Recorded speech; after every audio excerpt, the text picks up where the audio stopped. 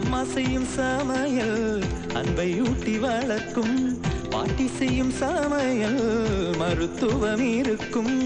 தாய் நினைவூட்டினால் தங்கையோட சமையல், புது சுவை கூடினால் அண்ணியோட சமையல். மனைவி சமைப்பதில் மனசிருக்கும், தோழி சமையல் தப்பு பிடித்திருக்கும். ஒவ்வொரு சுவையும் ஒவ்வொரு உறவு, மருத்துவம் இருந்தால் மகத்துவ உணவு. தீரதி நண்பன் வீட்டு உணவு உரிமையாக இருக்கும். பிள்ளை போடும் உணவு கடமை சொல்லி கொடுக்கும். ஏற்ற தாழ்வை போக்கும் சமபந்தி உணவு, பகையை நட்பாக்குமே எதிரி வீட்டு உணவு. ரசம் கொதிக்கிறதுக்கு முன்னாடி இறக்கணும்.